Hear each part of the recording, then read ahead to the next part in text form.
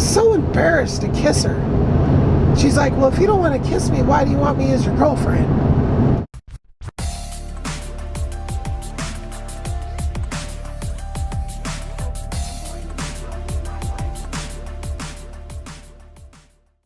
This is going to be all the friendships, just to try to cover certain categories of things. I'm going at them in kind of an approach where I just identify a category and just pull up everything from that category that I can think of. So, and I'm getting down to the end of stuff I can kind of remember from these super early days. So I'm using these like different kind of themes to kind of trigger more information. I'm going to go back to the furthest friend I can remember. And I believe that friend was one of those friends that like your parents just kind of like brings to you. Your parents are friends with their parents, and then they have kids, and then you're friends with their kids by default. So his dad was where my middle name came from. His dad died, and so like we hung out with him. Now I had this other friend that I talked about the story about with the kid that lived around the corner. We had the whole conversation about aliens.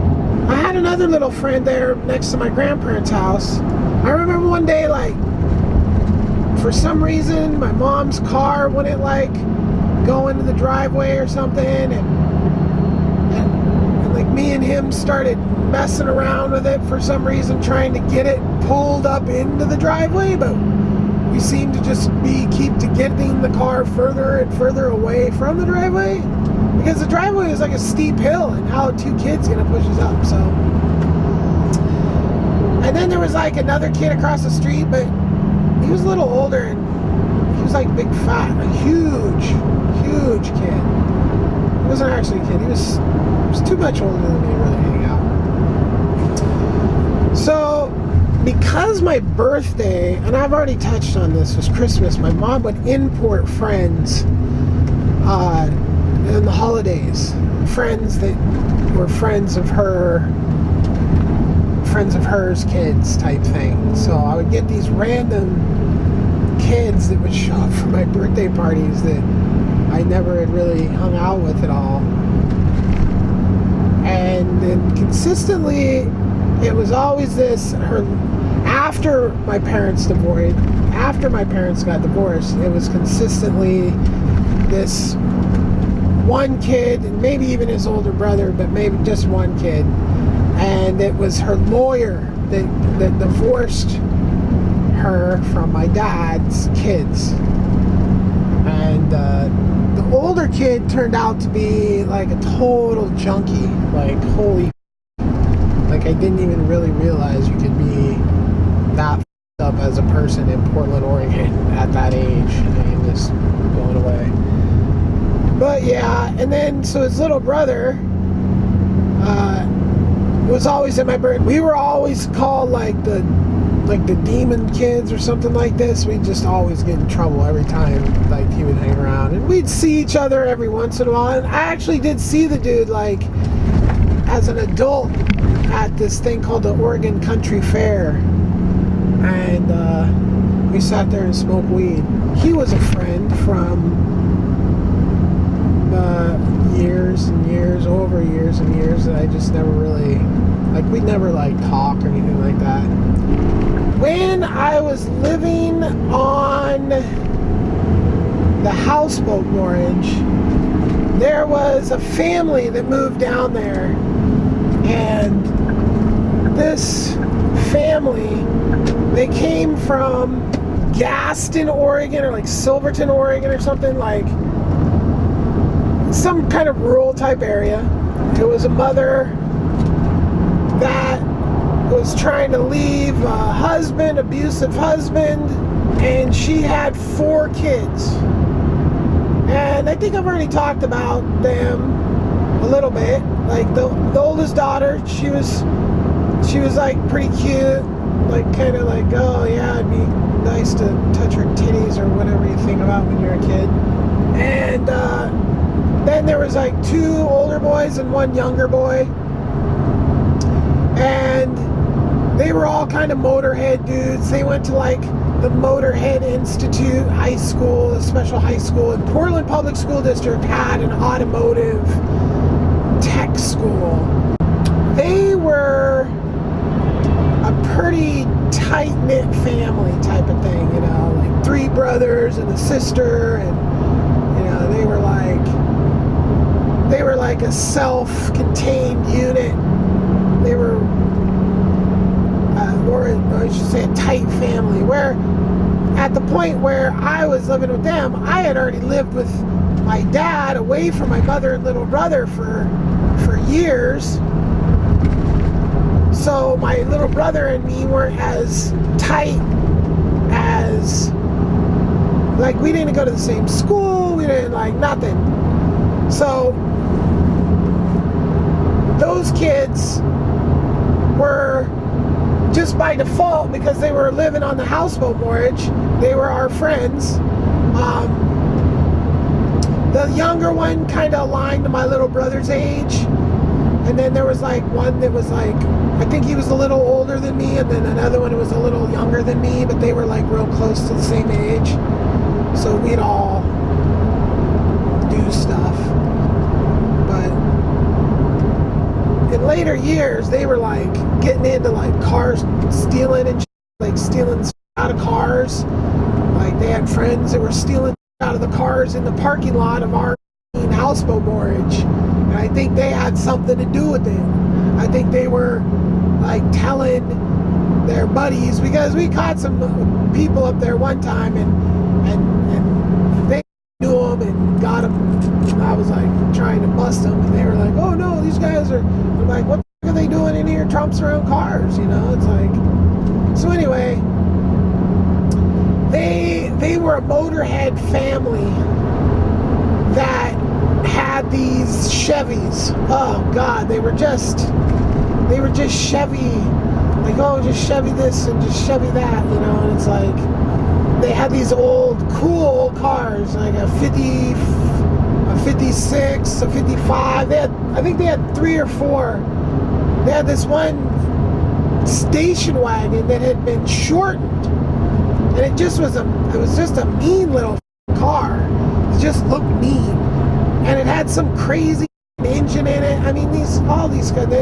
The other guy had a truck, so their dad would buy him these cars as they turned 16, and so they were kind of spoiled in certain respects, but not in others. So they had these cars that they were always working on and playing on, and you know, just leaning on cars, and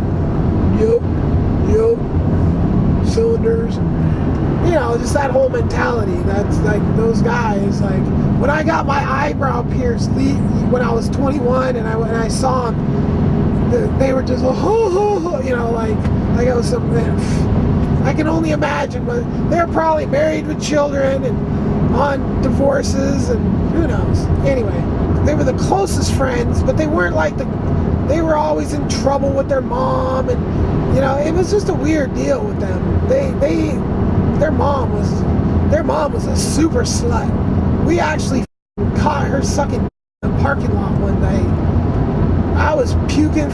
Now I'm going too far ahead. Anyway, so I didn't have a lot of friends because I had moved so many times, right? So, I mean, I started in this little house, and I was there from like, well, I think I was actually born someplace else. So then I showed up to this little house and was there until I was like 4.5 or something. And then I moved out to Oregon City, and the friends I had out there were just some friends in the neighborhood. And that weird babysitter. And yeah, like the little son, like the younger brothers of that weird babysitter, and some other people. And then I had that one friend in junior high school that we did the whole candy heist with, and he was a friend of mine for a while.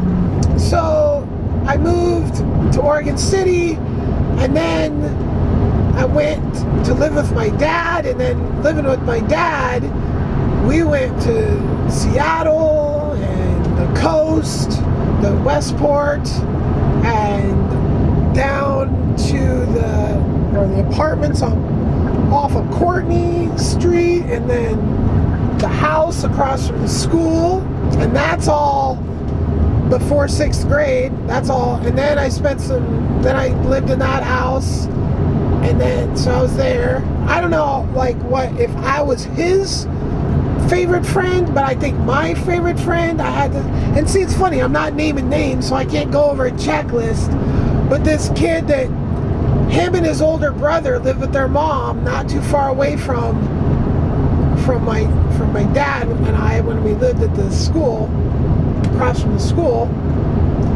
And these kids were so cool. They would make miniature fake guitars, heavy metal guitars, out of wood and sell them.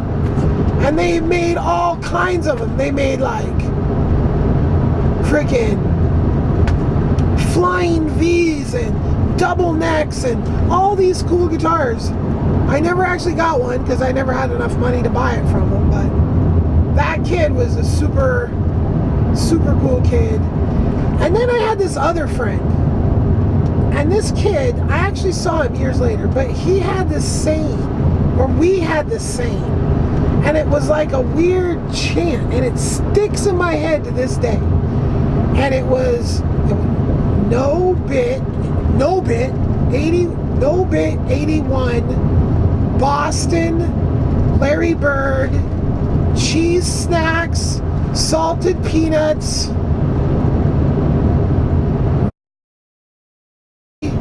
and some other. So I don't remember how it would apply, but we'd be like, no, and we'd say no in some kind of like way about something that we weren't responding to something or something. And so one of the teachers was like, knock off that no bit, right? So then it was no bit. And then the 81, that was probably what year it was. And then Boston was probably some sports things. Larry Bird saw some sports things. And then our favorite snacks. And then our girlfriends. So yeah, I had a girlfriend, the first girl I ever kissed. But I remember, so it was like the no-bit buddy, and then we had another little buddy that was kind of more his buddy. He walked with a limp. And so the three of us had 3 girlfriends. And I had this girlfriend for a long time, and it was like I'd never even kissed her, and that was like, oh. And then it was like I was so embarrassed to kiss her. She's like, well, if you don't want to kiss me, why do you want me as your girlfriend? And I was like, oh boy, yeah, I guess I better kiss you, huh?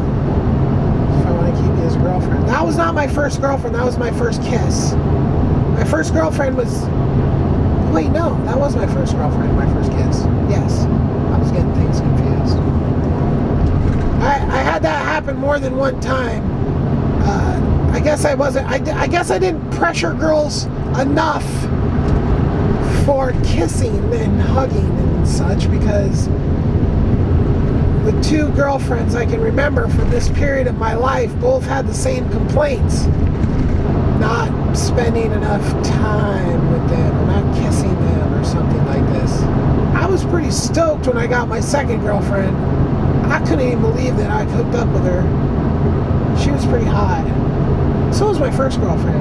But I remember out of the 3 girls, I actually liked this other girl better. And she was really good at drawing. She did all the graffiti drawing on the peaches of all the different band names and stuff like that. Yeah, she was a condo. So a condo was a type of person back then. And a condo was a person that wore these little weird, like, kind of like a fedora hat. And then, like, They were the druggies, but they had a whole way of dressing. And like her older brother was like a full-blown condo. And I don't even know where that term came from, but we called people, oh, they're a condo, you know. So, and it was like your typical, like, you know, wife beater wearing, you know, the hat and the gloves, the Michael Jackson gloves, but on both hands, like that whole look. I'm not quite sure how long those relationships lasted. They were probably terminated. Well, I remember the second one was for sure, in junior high school, was for sure terminated for lack of not giving a girl enough attention. I mean, that's the whole key to girls. If there's one thing that girls like, it's like to be attentioned. So if you're able to give a girl attention, you're probably gonna get her. So what other friends did I have? I remember going to this one kid's house. This guy, and you know what? I actually, as an adult, he was a bartender, and he was just this crazy kid that had cable. And he wore these big glasses, and he was always trying to drop kick. So he always watched wrestling, and he was always trying to drop kick people. That was his move. And he would just be like, on the ground. And he had like a sleepover one night, and now I remember it being amazing because it was like getting to watch all these things that I just never heard about, like wrestling and MTV. I remember being a very, very young kid, and my grandmother's brother being dropped off at my grandmother's brother's house to be babysat. And so this had to be like 6 years old or something. And they had a remote control TV. And this was like, you know, the 70s or maybe the early 80s. A remote control TV, and I'll never forget it. The whole knob, the whole thing on the TV turned. So you had a remote, you could go maybe you could go two ways. But you could just go around the dial. And that was very fancy. My kind of family life with my aunts, my uncles was kind of just like a holiday type thing. There wasn't really any family type of friendship. Like we didn't really go and hang out with my cousins much at all. They lived kind of far away anyway, so that would have been kind of odd, I guess, to try to hang out with somebody that lived that far away. Yeah, I don't think I had like a lot of friends. And I think that's probably because of the moving around, and then because of the fact that I lived in a different school district than I actually went to school. So all the people I went to school with were super far away, starting in junior high school, halfway through the school year. So really kind of developing friends, I think was just tough. Just because as a kid, it's just whatever's close. I don't know, maybe other kids like wrote letters to their friends after they moved. I didn't.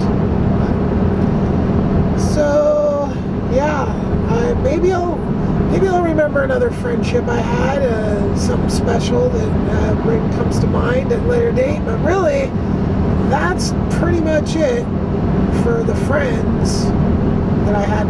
And I didn't even go over names. I just like, oh yeah, this one dude, this other guy, this girl, I